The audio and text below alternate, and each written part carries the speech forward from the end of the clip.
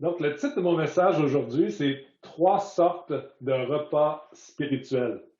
Et mon sous-titre serait Un menu varié pour nourrir son âme. Donc, trois sortes de repas spirituels, un menu varié pour nourrir son âme. Il est rare que nous rencontrons des gens qui n'aiment pas manger, hein. Il y en a, mais pas beaucoup. Même si manger est une nécessité pour survivre, que c'est un besoin physique vital, il semble qu'en général, nous en retirons aussi une joie et un bien-être. Parfois même un peu trop de cette joie, ça devient difficile de se discipliner pour arrêter de trop manger. Si on pense au Québec autrefois, nos repas familiaux étaient assez limités, hein. C'était pas une grande variété, surtout à l'époque de nos parents ou grands-parents, si vous avez autour de 60 ans. C'était pommes de terre, carottes, viande, petits pois. C'était un repas assez homogène et notre repas ethnique du temps, c'était le spaghetti. Ça s'arrêtait à peu près là. Mais aujourd'hui, avec la venue de plusieurs gens de pays du monde, nous avons une diversité incroyable de mets. Et ça, je trouve ça merveilleux.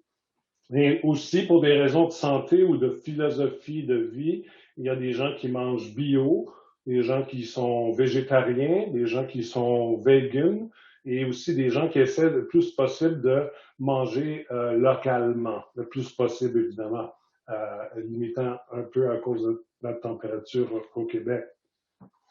Avant les années 60, être végétarien en Amérique du Nord, c'était très rare. C'était même, les gens étaient perçus comme étranges et marginaux.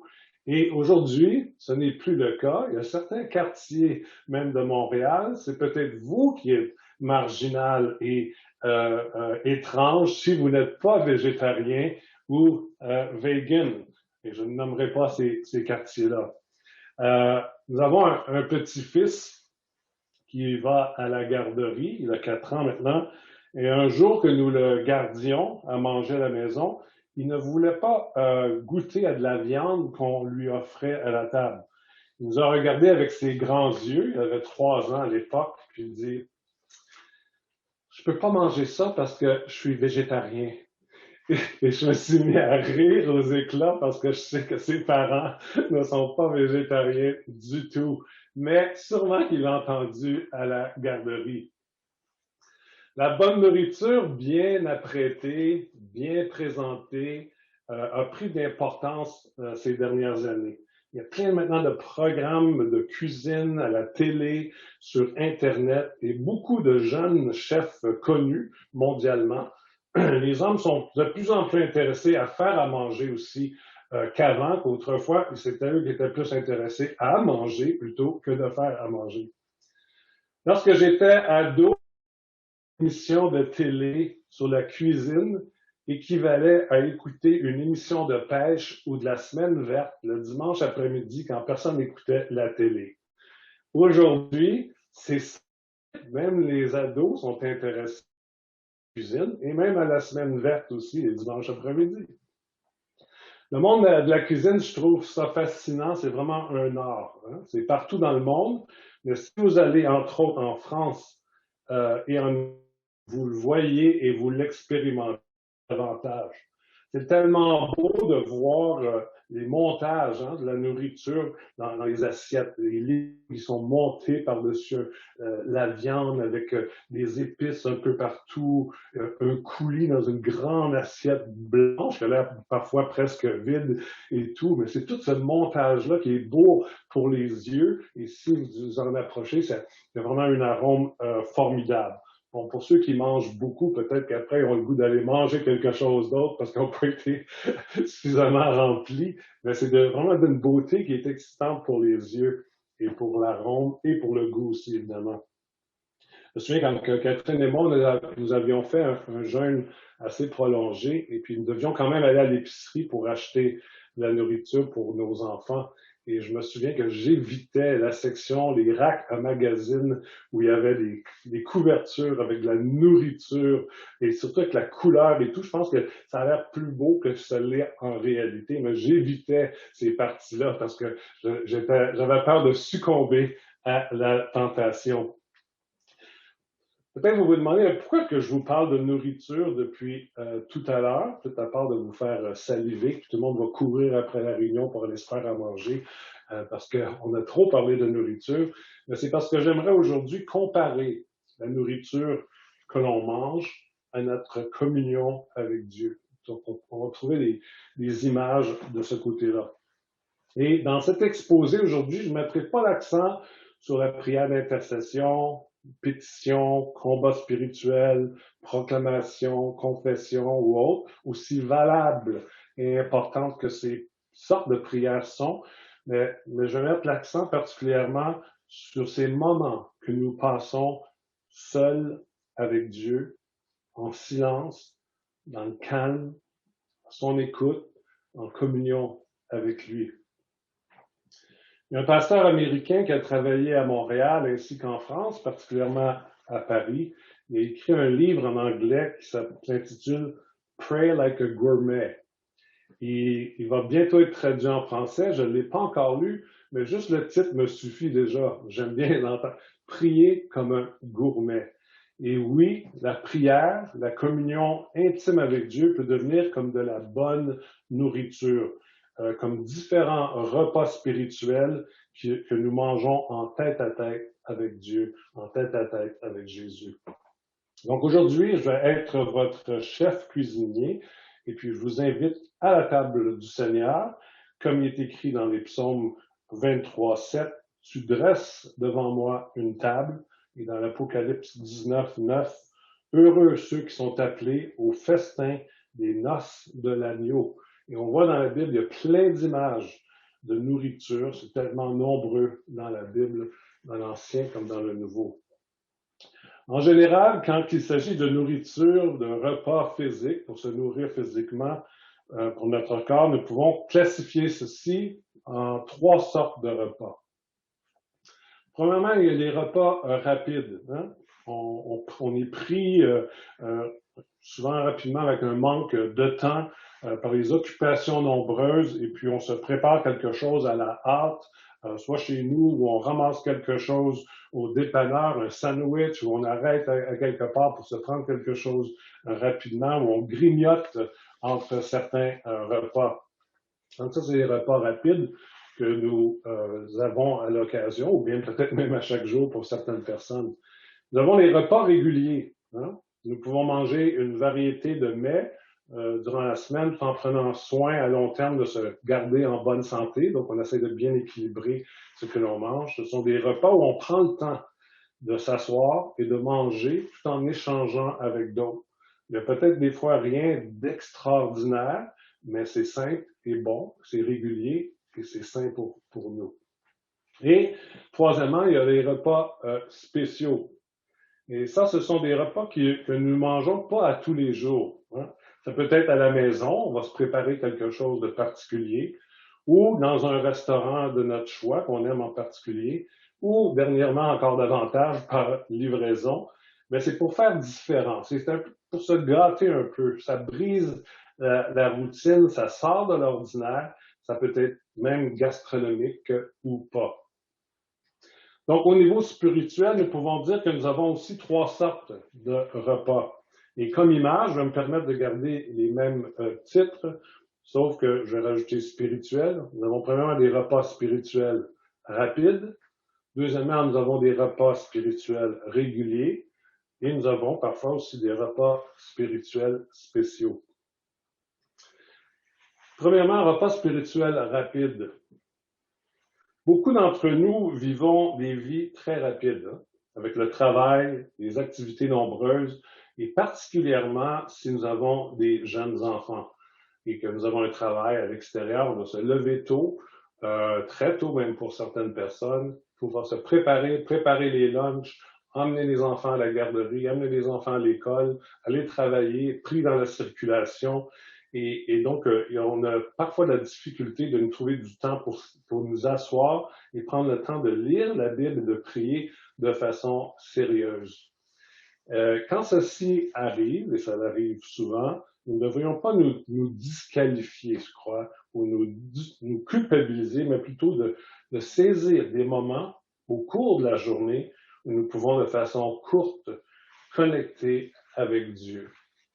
Il y a un moine catholique du nom du frère Laurent, Brother Lawrence, qu'on connaît plus en anglais, mais qui était par contre un moine français, qui a écrit un petit livre intitulé, ou je ne sais pas si c'est lui qui l'a écrit ou on l'a écrit sur lui, mais que plusieurs avaient peut-être déjà lu, ça s'appelle Pratiquer la présence de Dieu. Un tout petit livre, mais tellement profond.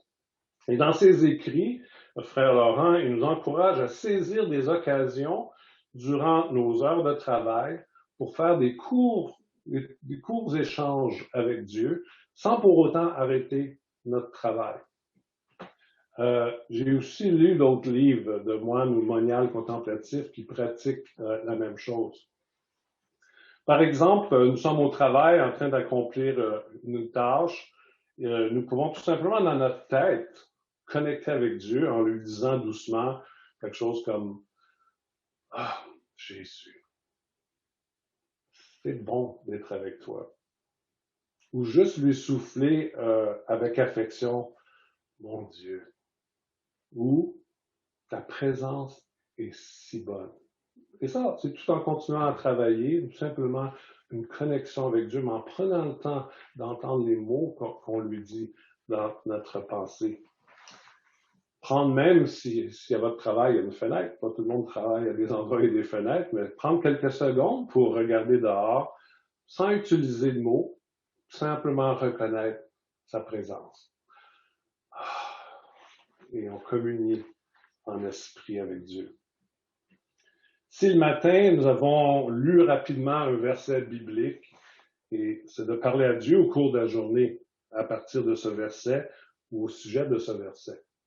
Par exemple, Jean 3,16, car Dieu a tant aimé le monde. Rien ne nous empêche à un moment donné dans la journée de dire, car Dieu a tant aimé le monde. Seigneur, tu m'as tant aimé. Ah, j'apprécie tellement. Plus tard dans la journée, on reconnecte avec Dieu, on est en train de travailler. Tu m'aimes tellement. Et tu m'aimes pas juste moi, mais tu aimes tellement les autres autour aussi. Tu aimes le monde. Si on est à la course tôt le matin, au petit déjeuner avant de partir travailler, on peut juste lire aussi un verset ou un petit livre dévotionnel court. Récemment, je lisais les textes que nous avons à chaque semaine pour l'Assemblée, les textes bibliques, et c'était dans Jean 21, lorsque, après la résurrection de Jésus, il était sur le bord de l'eau et ses disciples étaient en train de pêcher et Jésus a commencé à préparer le petit déjeuner. Il avait fait un feu, les disciples pouvaient voir, il y avait un feu sur le bord, sur la rive, puis il avait préparé avec des poissons et du pain et il les a invités à prendre le petit déjeuner avec eux. Et ce matin-là que je lisais ça, j'étais pressé parce que j'avais une réunion Zoom dans pas grand temps. J'étais allé dans la cuisine pour aller prendre mon petit déjeuner et je m'en allais me précipiter, manger rapidement. Puis tout simplement, je me suis arrêté et me disais, Jésus, tu as pris le temps de faire à manger pour tes disciples. Je prends le temps, même si c'est quelques secondes aujourd'hui, pour te donner toute mon appréciation. Et j'ai pris mon petit déjeuner avec Jésus, de façon toute simple, en lui parlant, en lui échangeant, en lui disant ce que je mangeais et quoi que ce soit. Et c'est des façons qu'on peut faire très pratiques au cours de la journée. En revenant du boulot, que ce soit dans le transport en commun ou dans l'auto, nous pouvons toujours échanger quelques paroles d'affection à Dieu. Dans l'auto, tu conduis, tu peux dire, Seigneur, c'est tellement bon de t'appartenir. Quel plaisir aussi de te connaître. Tu es vraiment précieux pour moi. Et nous connectons tout simplement comme ça. Alors que vous êtes en voiture, pris dans un bouchon, ou que les gens vous coupent impoliment. Parce que j'ai vu à Montréal et dans la grande région métropolitaine, il y a deux façons de couper. Tu peux couper poliment et couper impoliment. Couper poliment, c'est que tu salues la personne, tu lui fais croire que c'est elle qui t'a laissé passer, puis elle est contente. Mais couper impoliment, c'est que tu passes puis que tu n'envoies même pas la main à la personne. Donc, moi, de temps en temps, j'avoue, je dois couper poliment. J'apprends à couper poliment. Et tu vas avoir un beau sourire. Il n'y a pas le choix, tu l'as coupé quand même. Donc, si quelqu'un vous coupe de façon impolie, on peut tout simplement, justement, parler doucement à Dieu, se reconnecter avec sa paix, se reconnecter avec sa présence, parce que il y a des choses qui bougent en dedans nous, où on peut se permettre de parler à notre âme. Hein, dans les psaumes, on voit que David, il parlait à son âme. Calme-toi, mon âme. Sois dans la joie. Oh, mon âme. Et surtout dans la situation. Évidemment, ces repas spirituels rapides, ou qu'on pourrait dire fast-food, ne suffisent pas si nous voulons être en bonne santé spirituelle ou si nous tenons à bien nous nourrir spirituellement afin de grandir et de devenir mature. 1 Corinthiens 3.2 dit « Je vous ai donné du lait, non de la nourriture solide, car vous ne pouviez pas le supporter. » Ou Hébreux 5.14 « Mais la nourriture solide est pour les hommes faits, pour les femmes faits aussi, pour ceux dont le jugement est exercé par l'usage à discerner ce qui est bien et ce qui est mal. » Et ceci m'amène à notre deuxième sorte de repas spirituel. On vient de voir le repas spirituel rapide lorsqu'on n'a pas toujours le temps et on continue à connecter avec Dieu à l'occasion durant notre travail ou nos occupations. Et le deuxième repas spirituel, c'est le repas spirituel régulier. Les repas spirituels réguliers, c'est quand nous prenons du temps significatif, et ça peut être à chaque jour, pour communier avec Dieu quand nous mangeons en tête à tête avec Jésus. Dans Jean 6, verset 27, ainsi que 48 à 51, je vais lire à partir de la version Parole de vie. « Ne travaillez pas pour la nourriture qui s'abîme, mais travaillez pour la nourriture qui dure et qui donne la vie avec Dieu pour toujours. » Et ici, c'est Jésus qui parle. Le pain qui donne la vie, c'est moi. Dans le désert, vos ancêtres ont mangé la manne et ils sont morts. Mais si quelqu'un mange le pain descendu du ciel, il ne mourra pas. Le pain vivant qui est descendu du ciel, c'est moi. Celui qui mange de ce pain vivra pour toujours, et le pain que je donnerai, c'est mon corps, je le donne pour la vie du monde. Je crois qu'un bon repas spirituel régulier nous permet de vraiment déguster et de se nourrir de la personne de Jésus, qui est le pain venu du ciel. C'est vraiment de prendre le temps de goûter de cette relation bonne et intime avec notre Dieu. Souvent, même lorsqu'on prend de la nourriture physique régulière, on ne prend pas toujours le temps de goûter les aliments. Hein? Moi, j'essaie de me discipliner à dire, quand je mange, je vais prendre le temps de goûter. Des fois, on mange pour se remplir et tout. Et parfois, c'est un peu la même chose aussi. On ne prend pas le temps au niveau spirituel, le temps de bien goûter cette relation comme un mets succulent que nous savourons avec plaisir, ce temps passé avec notre Dieu. Psaume 37, 4 dit « Fais de l'Éternel tes délices. » J'aime tellement ce mot-là, tes délices. Et il te donnera ce que ton cœur désire. Lorsque nous faisons à manger, nous suivons parfois des recettes. Parfois, c'est des repas réguliers qu'on est habitué de faire. Mais il y a une série d'aliments et d'ingrédients dont nous devons mettre à bonne dose pour avoir un mets succulent dont nous pouvons vraiment apprécier toute sa saveur. Les deux ingrédients les plus importants pour une bonne recette lors de nos repas spirituels réguliers avec Dieu, ce sont, et vous la connaissez tous, la Bible, qui est la parole de Dieu écrite, qui est une nourriture pour nous, quotidienne, et deuxièmement, le Saint-Esprit qui habite en nous. Et j'insiste sur le « en nous ». Souvent qu'on parle à Dieu, toujours comme s'il était à l'extérieur. On peut aussi faire la discipline de prier Dieu qui est en nous, par son Esprit Saint. Et toujours dans ce contexte, je reste toujours dans le contexte de communion avec Dieu, de prière, de contemplation, de silence et d'écoute. Je ne parle pas des autres sortes de prières, que ce soit pétition, intercession ou autres, qui peuvent être inclus évidemment dans les repas réguliers. Mais aujourd'hui, je veux toucher sur particulièrement ceci.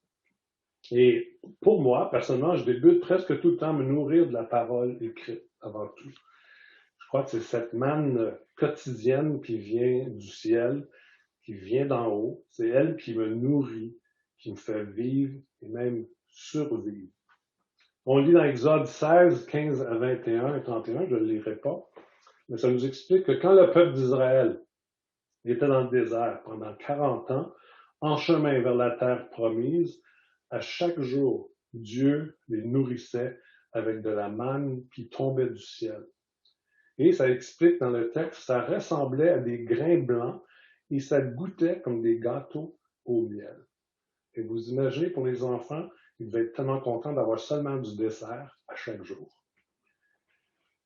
Pour moi, personnellement, je débute et c'est pas obligatoire, chacun a sa recette, mais je débute en lisant à peu près un chapitre ou une bonne partie d'un bon texte, un bon nombre de versets, ou une partie du chapitre. Et c'est parfois à partir d'un programme de lecture que j'ai choisi ou dirigé par l'Esprit. On en a un à chaque semaine que Scott nous fait. Mais aussi, on peut dire, OK, comme présentement, moi, je suis dans le livre de Genèse dans l'Ancien Testament, je lis à chaque jour dans Genèse, et puis dans le Nouveau Testament, je suis dans Jacques. Et à chaque jour, j'ai des textes à lire. Et après avoir lu tranquillement, en prenant le temps de bien goûter cette bonne nourriture spirituelle, je vais ressortir des versets qui me touchent, qui m'interpellent particulièrement, que je trouve intéressants, et je les réécris des fois dans mon journal. Et ensuite, je prends le temps de réfléchir à ces textes-là que j'ai fait ressortir du texte principal, et les méditer, à les mâcher tranquillement, sans précipitation, et ça n'a pas besoin d'être long, ça peut être juste quelques minutes, mais juste prendre le temps de faire ressortir ces parties de versets. Puis je prends ces mêmes textes bibliques et je prie à partir de ces textes. J'utilise la Bible pour parler avec Dieu. Et on appelle ça dans certains milieux lectio divina, la lecture divine. Vous savez, manger de la manne à chaque jour ou lire la Bible à chaque jour, ça peut devenir routinier. La manne mangée dans le désert, elle goûtait la même chose. Et après 4 ou 5 ans, probablement que les Israélites étaient déjà fatigués des gâteaux au miel. Et nous-mêmes aussi, en lisant à chaque jour la parole, on peut parfois se fatiguer, mais nous persévérons parce que nous savons qu'à long terme, c'est bon aussi pour notre santé.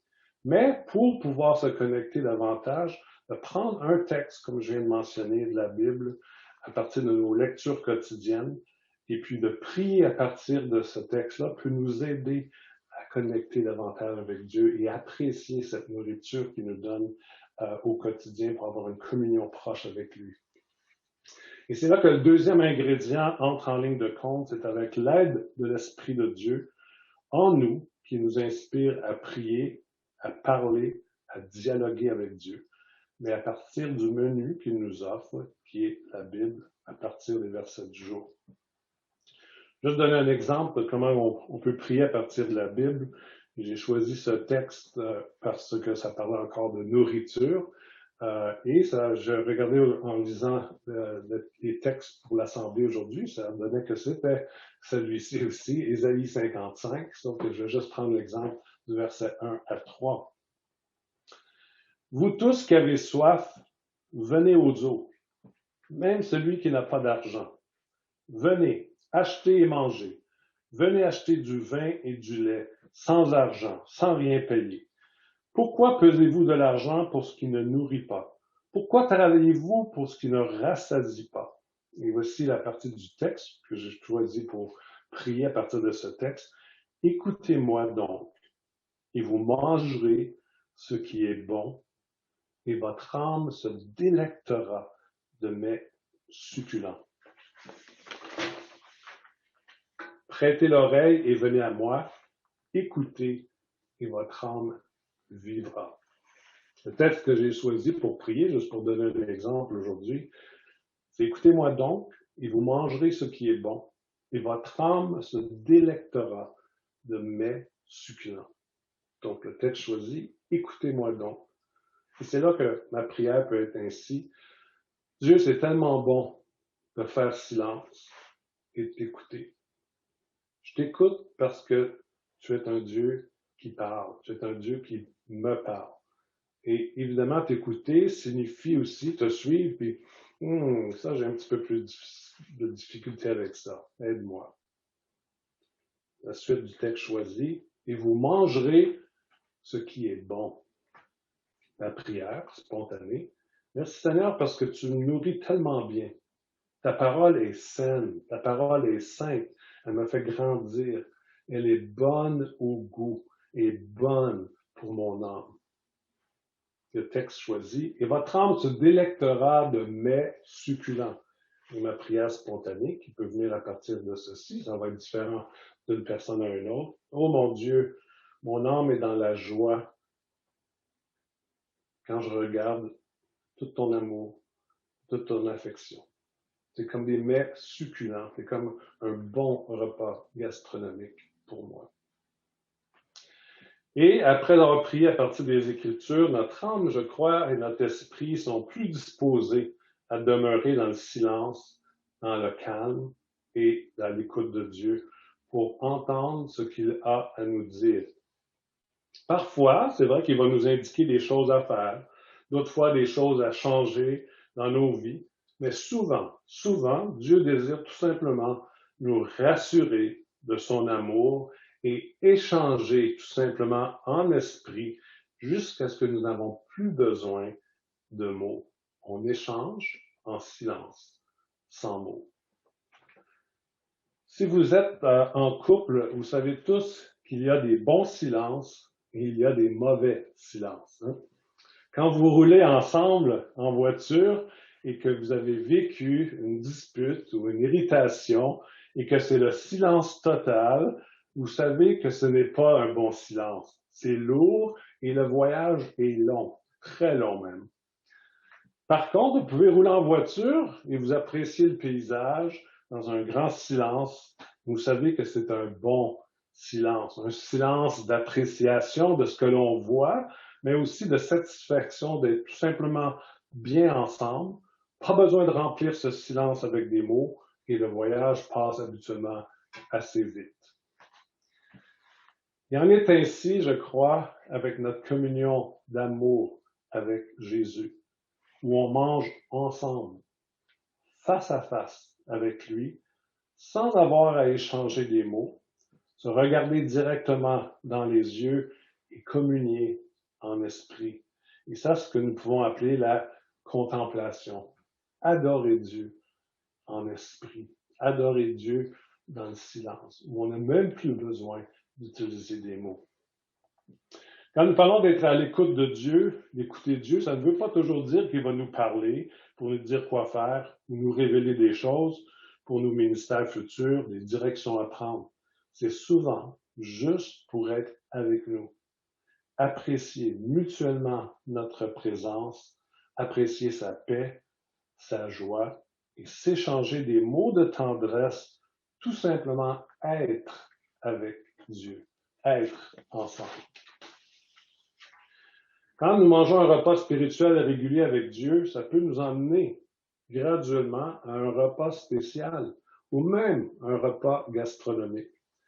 Jésus, qui est souvent nommé comme l'époux, est je crois, un grand romantique quand il mange avec son épouse, l'Église, ou des individus qui font partie de l'Église.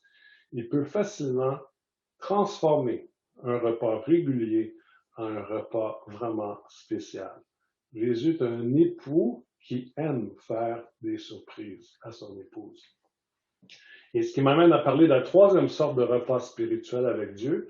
Nous avons vu le repas spirituel rapide, où des fois on n'a pas le temps, on lit un texte, mais on se reconnecte avec Dieu au milieu du travail, au lieu de nos activités quotidiennes.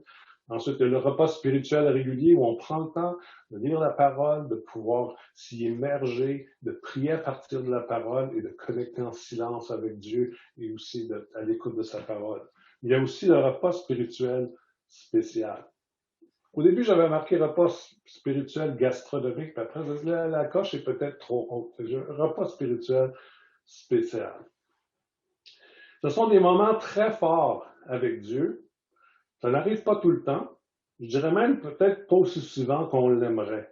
Ce sont des moments uniques et d'une bonne intensité. Et on en ressort avec un sens de joie, un sens de satisfaction.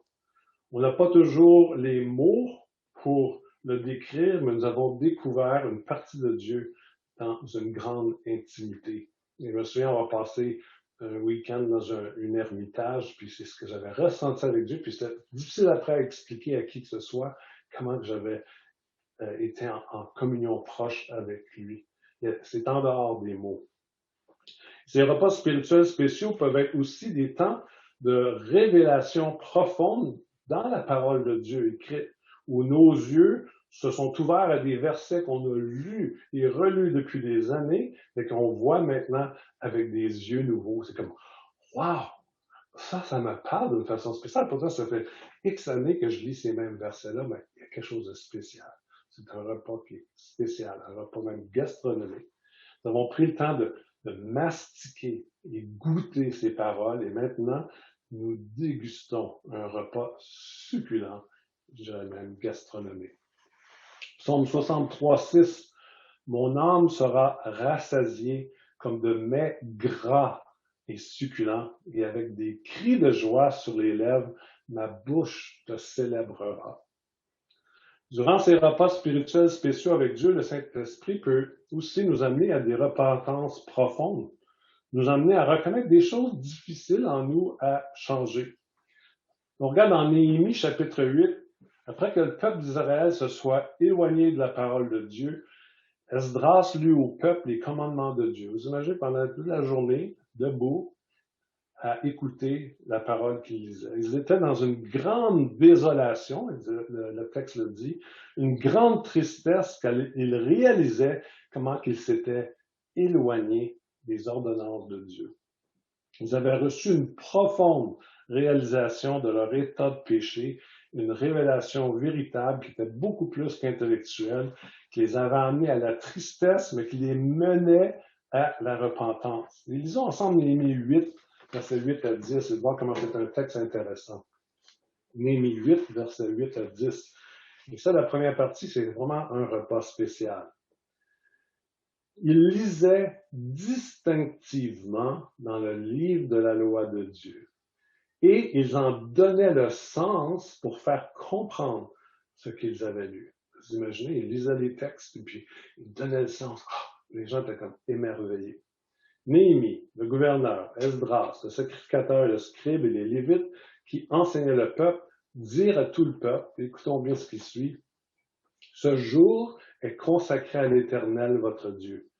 Ne soyez pas dans la désolation et dans les larmes, car tout le peuple pleurait en entendant les paroles de la loi. Ils leur dirent, et c'est assez spécial ce qui suit, allez, mangez des viandes grasses et buvez des liqueurs douces, même dans d'autres textes, du vin sucré, et envoyez des portions à ceux qui n'ont rien de préparé, car ce jour est consacré à notre Seigneur. Ça, c'est un repas spécial. Ça, c'est un repas gastronomique. Ne vous affligez pas, le texte dit, car la joie de l'Éternel sera votre force. C'est un repas spirituel vraiment spécial. Dieu a révélé leurs péchés, ils se sont attristés, se sont repentis, mais Dieu ne voulait pas les laisser dans la désolation, dans la tristesse, mais plutôt les amener à un repas festif, à un banquet, parce que Dieu, c'est un Dieu de la joie, c'est un Dieu de la célébration. Quelqu'un a déjà écrit un livre dans le passé, le royaume de Dieu, c'est un party. Le royaume de Dieu, c'est une fête. C'est pas toujours un pique-nique, mais le royaume de Dieu, c'est une célébration. Donc, ils ont passé de la tristesse à des moments de grande joie et de célébration. On peut aussi des fois se préparer pour des repas gastronomiques. Hein? C'est comme quand on décide d'aller dans un resto, on s'habille, on se prépare, ou bien on décide de faire à manger un repas spécial. Ça peut demander des fois des préparatifs. Par exemple, faire une retraite dans un lieu isolé où on met plusieurs heures ou journées à l'écart pour un repas d'amoureux avec notre Dieu. Mais on n'a pas besoin toujours de partir à l'extérieur. On peut faire ça chez nous. J'avais un ami qui, à l'occasion, chez lui, s'installait devant une fenêtre avec la musique douce, sa Bible sur les genoux, avec un verre de vin et qui prenait l'apéro avec Dieu. Et pour lui, c'était des moments inoubliables parce qu'il les avait mis à part. C'était un repas spécial. Ça peut être un café pour ceux qui ne prennent pas de vin. Et ça dépend du temps de la journée aussi. Donc, ces moments sont précieux. Il est bon de préparer des événements spéciaux où nous allons vraiment nous nourrir de Jésus, lui qui est le pain de vie, le pain venu du ciel. Mais même là, nous pouvons être déçus. Surtout si dans le passé, lors de ces moments à part, nous avons vécu des temps très forts avec Dieu, nous sommes souvent tentés de vouloir revivre des expériences semblables. Je me souviens d'avoir été à Oka, dans le temps qu'il y avait un monastère qui était à Oka. J'avais marché dans la forêt et on dirait que cette journée-là, tout me parlait. Je voyais un arbre et puis l'Esprit de Dieu me parlait, il donnait des images avec la parole de Dieu et tout. J'avançais plus loin, le pas avec les feuilles d'automne, et puis c'était comme il y avait cette expérience incroyable. Il y avait une roche, un rocher, Jésus, tu fais mon rocher, ma force, mon soutien, ma haute retraite. Tout était comme ça, et puis je suis retourné l'année d'après, puis je suis retourné dans la même forêt, puis je regardais les arbres. Rien. Je regardais le rocher. Rien. J'avais beau marcher dans les feuilles. Rien.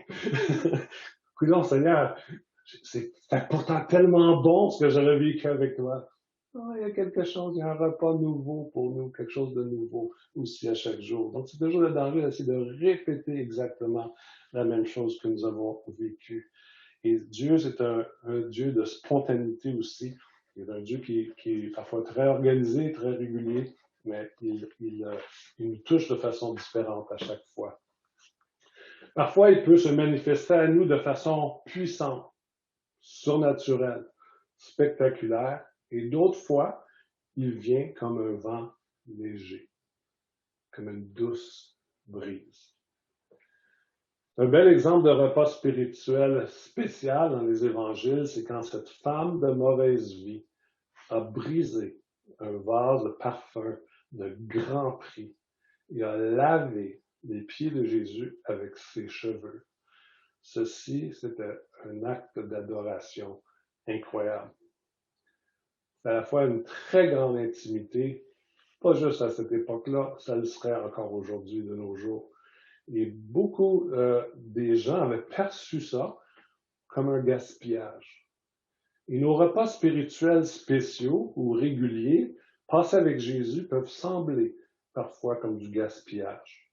Mais pour Dieu, c'est un sacrifice de bonne odeur.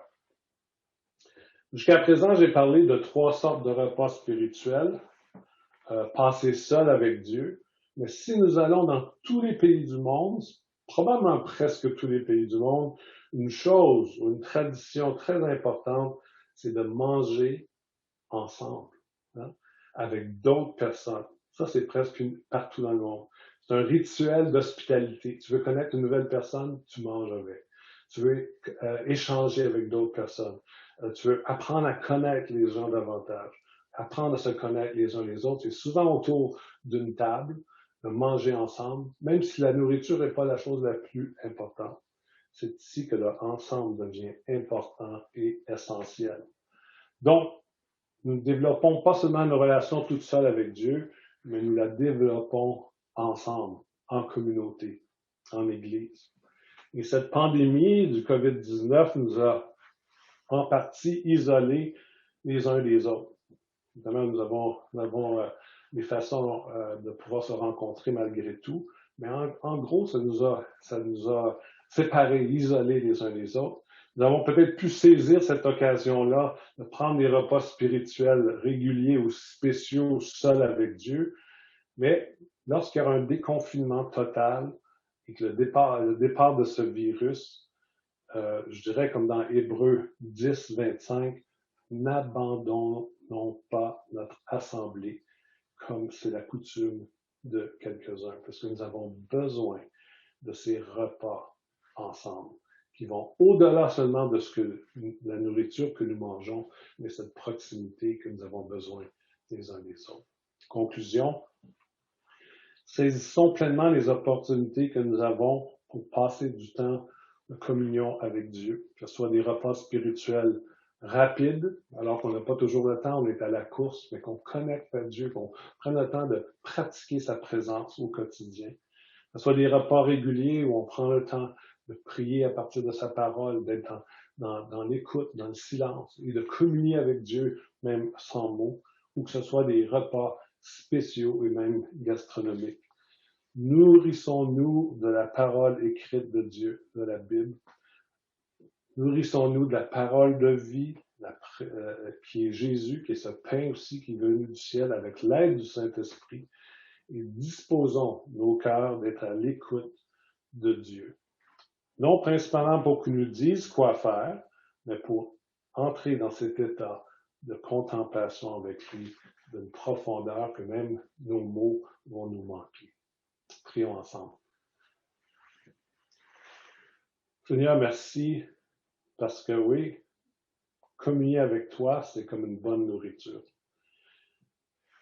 Passer du temps avec toi, c'est comme un bon repas ensemble. Et nous voulons en passer encore davantage, ces bons repas. Seigneur, que tu puisses nous donner cette opportunité alors qu'on est bien souvent plus confinés, moins d'accessibilité les uns les autres, à passer du temps de qualité avec toi. Et surtout, des bons repas réguliers et même des repas spéciaux. Et Père, nous voulons toujours garder cette proximité avec toi, mais garder cette proximité aussi ensemble, les uns avec les autres. Être ensemble à ton écoute et ensemble à l'écoute des autres. Amen.